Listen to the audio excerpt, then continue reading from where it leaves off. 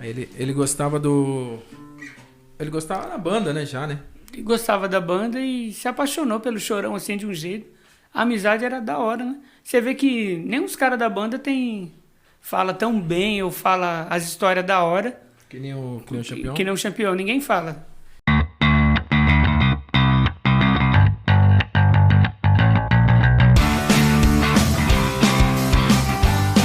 Só tem as histórias de vivência, de vida, tudo, mas não fala da hora, assim, como o Champion fala, assim. Você vê que tem tipo aquelas coisas da hora, assim, tipo você levar pro lado da Bíblia, você vai ver, começa a ler o Mateus, Marcos, você vê as pessoas falando da pessoa de Cristo de uma forma legal, mas quando você vai ver, né? Quando você vai ver Lucas falando, ele fala bem mais, parece que é amorosamente, assim, mais da hora, assim. Mas por que será que é? Não, é que eu acho que depende muito da própria linguagem. Tanto assim que alguns teólogos falam que o livro de Mateus é o livro mais confuso para se entender a linguagem a respeito de Jesus. O livro de Mateus? O livro de Mateus. Tem muitas coisas assim que eles estudam mais profundo do que os outros evangelhos, pela linguagem, que é mencionada. Tem gente que ela lê um pouquinho ali, mas quando se trata da história de Cristo mesmo, eles partem mais para Marcos, João e Lucas, que tem mais definições sobre a vida de Jesus na Terra. Eu não sabia, não. A gente tá lendo um pouquinho, né? Sim. Estudando. Uma coisa tem que fluir. Não, mas Você sabia que o livro Lucas... Eles não queriam registrar o livro de Lucas, porque o Lucas não é judeu. Sabia disso? Não, eles não queriam. Só porque ele não é judeu, eles não queriam? Não, o Lucas foi o último evangelho, depois de muitas reuniões entre eles, que eles aderiram à história de Lucas. Eles não queriam, porque o Lucas não era judeu, ele era de outra origem, que eu não me lembro o nome agora. Que o livro era especialmente um livro judeu, e os atores tinham que ser judeus. Aí por essa linha de raciocínio, Lucas não se enquadrava. Embora Lucas foi um dos principais pesquisadores da vida de Cristo, né? O Lucas, ele era médico, não era? Lucas era o doutor médico. Quando ele sabe dos fatos que estavam acontecendo, quando Jesus havia morrido, ele se interessa pela história. E se você ir mais profundamente, Lucas ele era parceiro de Paulo praticamente. Muitas viagens de Paulo, Lucas estava junto. Caramba. Só que quando você lê a Bíblia, não parece pela dimensão de onde as cartas de Paulo elas são escritas, né? Que a forma literária, às vezes, dá aquela complicação na mente. Quando você está lendo a Bíblia, parece que tudo é muito longe uma coisa da outra. Principalmente Lucas e Paulo. Parece que vocês estão falando de pessoas de 2 séculos diferentes. Só que não, é da mesma época. Lucas ele andou com Paulo. E ele andando e vendo o depoimento de cada um. De cada um. Lucas ele foi um pesquisador a fundo. E porém, por ele ser um pesquisador e um doutor, só que ele não era judeu. Aí eles não queriam aceitar as obras de Lucas. Não queriam aceitar a visão que a Lucas visão de tinha. Lucas, mas só pelo fato de ele não ser judeu.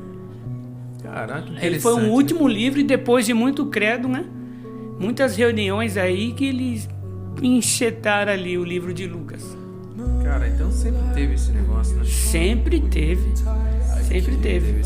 Eu acho legal.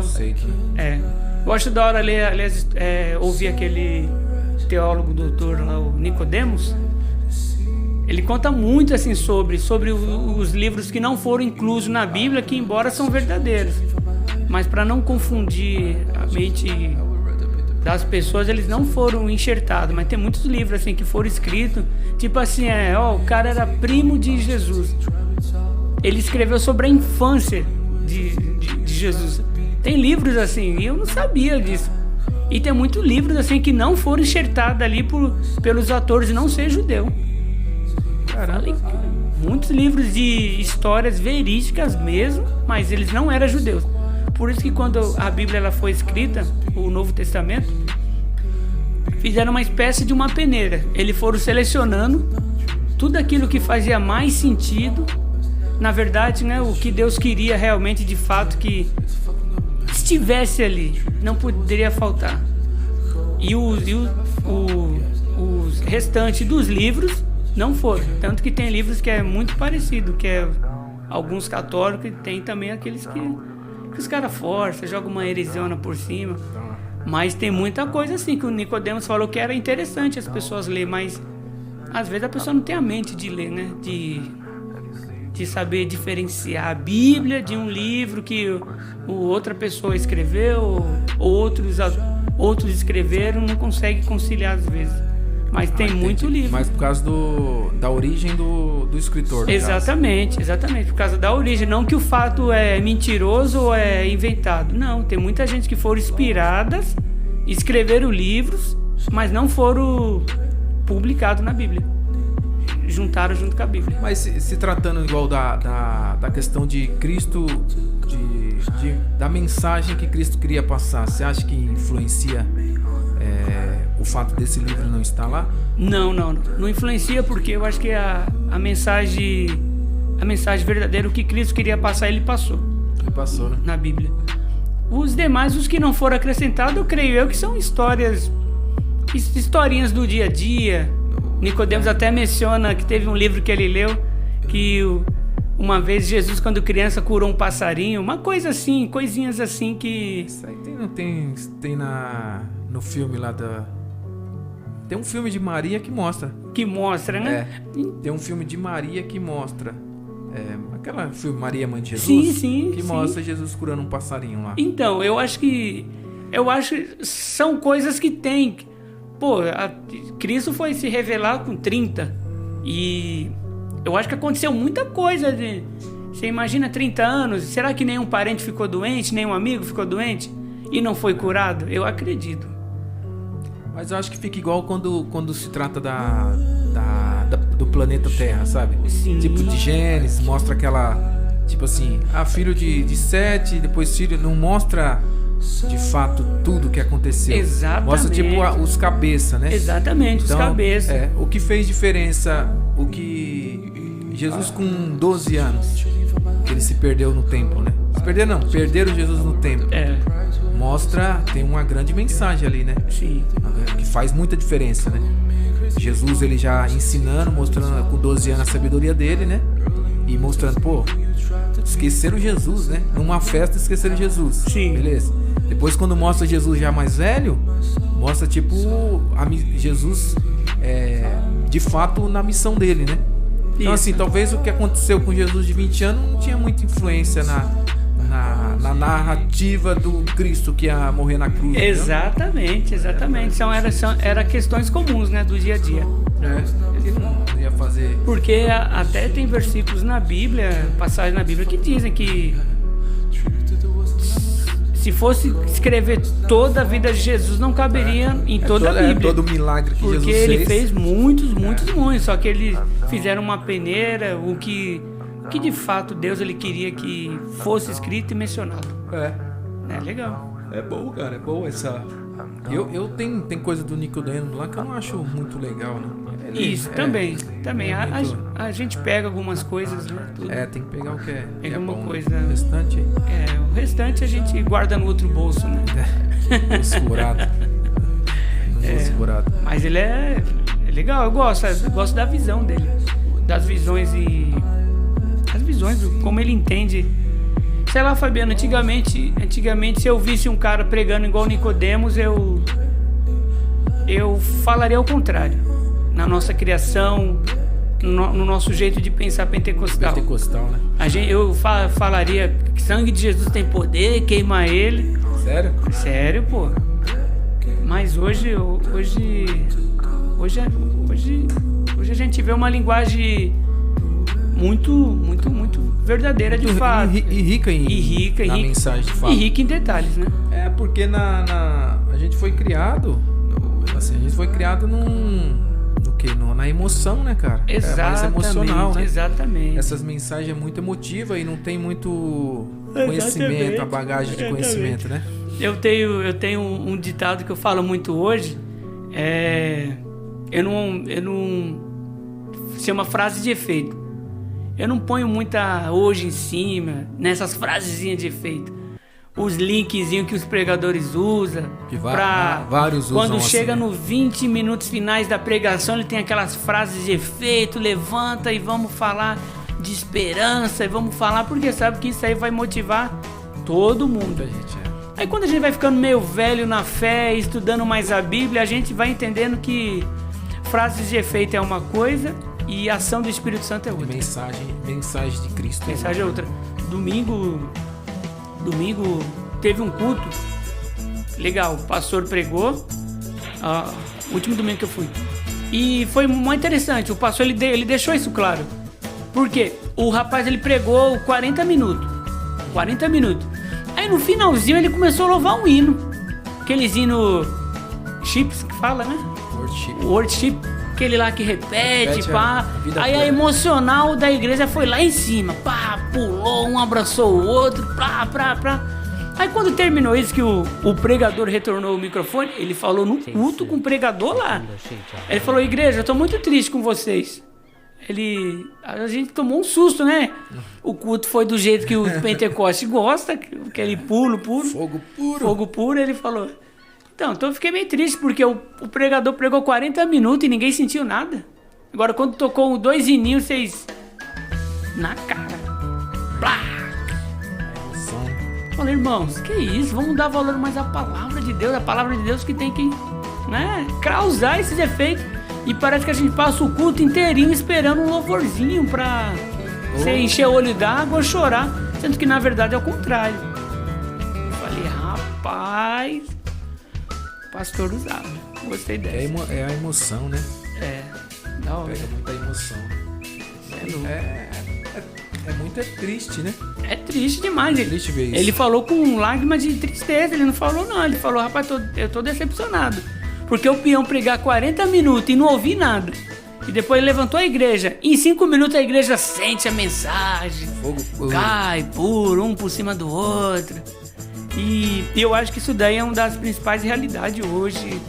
Nas igrejas. Isso. Hoje é o principais.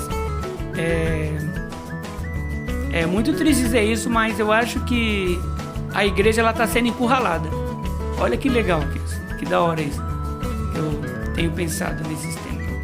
A igreja ela tem sido encurralada, tanto nessas velhas tradições e tanto na nova agora, que é a pregação meio coach, né? A igreja ela está sendo encurralada, né, pelos dois lados. Outra, pelo pentecostalismo que não está tanto em evidência, portanto você vê algumas igrejas forçando mais uma atuação, e tanto uma igreja que ela quer ser tanto liberal que passa pelo lado coach. A igreja está sendo encurralada de Cristo. Da hora, mesmo. Porque chega parede preta, se você chega no... mensagem... Isso. Mensagem para fazer você chorar, né? Exatamente. Se você chega numa igrejinha antiguinha, ele já força aquilo do pentecostalismo. Em meio uma era coach. Já é meio que uma... forçando. Porque o forçar, eu acho, Fabiano, é quando falta a Bíblia. Hoje eu defendo muito pastores que, além de ele ter uma unção divina, o estudo acadêmico de teologia, para mim, é a principal arma, digamos assim, para vencer essa crise espiritual que a igreja do Brasil vive. E o Brasil em si vive, né? O Brasil é o mundo, né? É o mundo se vive. Essa visão de... Os extremos é sempre ruim, cara. Né? É verdade. Os extremos, a pessoa viver no extremo é ruim.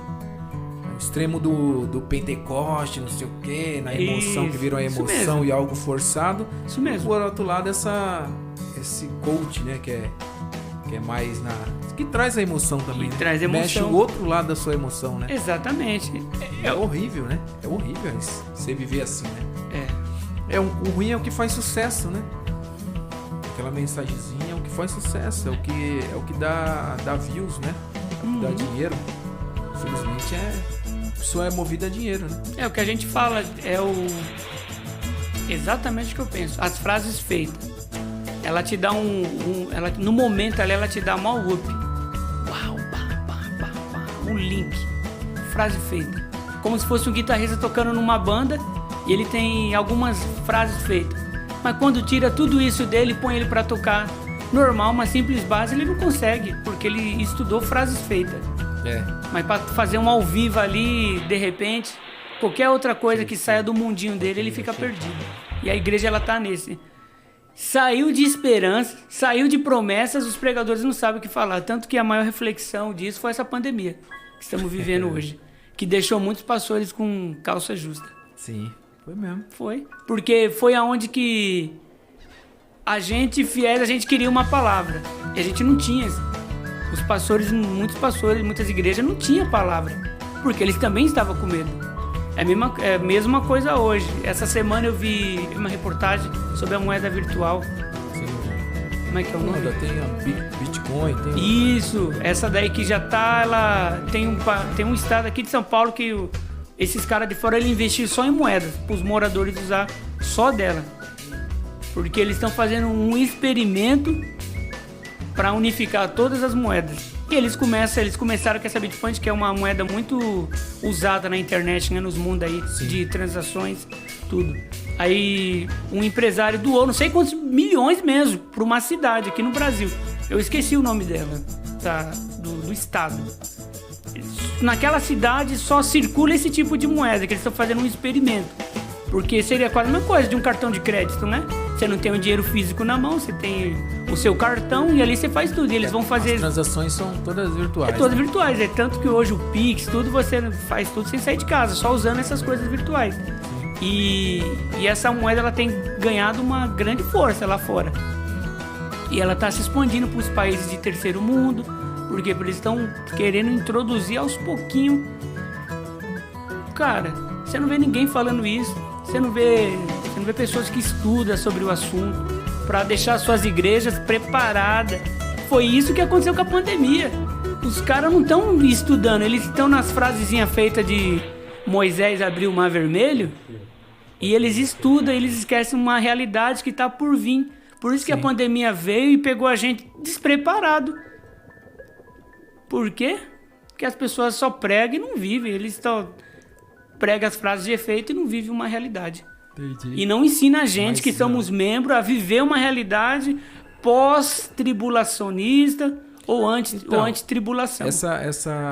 O pré-tribulacionismo, que é o pentecostal acredita, sim, tem muitas pessoas que são contra, né? Sim. Pessoas que trazem um estudo mostrando que a igreja, ela não é pré-tribulacionista. Sim. Ela é pós. Ela é pós. Então, assim, tem aquela... Muitas frases que a pessoa fala assim, que Jesus livra na tribulação, o dia mau, né? Sim. Se preparar para o dia mau. Então, assim, eles trazem outros estudos, que é muito aprofundado, fala assim que se Jesus tira você na tribulação, por que ele vai tirar você antes dessa tribulação? Eita, e o ruim disso é que nem você falou, os pastores não estavam preparados para uma pandemia. Ou também eles não se preparam e não preparam essa igreja para uma tribulação. E se de fato acontecer essa tribulação e a igreja em si precisa ficar na tribulação para ser livrado na tribulação, como vai ficar? Aqueles que querem sair antes da briga começar. E aí? Será que a gente, como igreja, está preparado para isso? Está preparado para essa perseguição? Não tá. Pode continuar, Fê. Porque hoje assim, você não pode ser contra nada. Assim, se você é contra, rapaz, ou você é homofóbico, você é transfóbico, ou você é racista, você não pode ser contra nada. Então, assim, até que ponto essa igreja está sendo preparada por contraditório? Quando falar assim, aí, ó, ou você serve a esse Deus que você até agora está falando que serve e tem essa conduta, ou você vai pegar e falar, não, isso daí já foi o tempo, isso aí é que nem aquele outro, não, a Bíblia é ultrapassada. E aí, como vai ficar? Será que está sendo preparado de fato para o embate de falar, não, eu sou fiel a Deus e se você for me crucificar de cabeça para baixo, eu estou disposto. Ou eu não, vamos rever o que está acontecendo aí, que não é por aí, né? Nossa. Vamos dar a Bíblia tá meio... Tem que dar uma atualizada na Bíblia. Exatamente. Que falou? Exatamente. Não é mais ou menos isso? É mais ou menos isso. E é tão isso assim, Fabiano, é que eu não entendo que evangelho o que nós estamos vivendo. A Bíblia toda, reforçando o que você falou, que os pastores eles não preparam a gente para a cova dos leões. Não. Eles sempre têm uma palavra antes. Só que a Bíblia toda o antes é se ajoelhar. É se ajoelhar.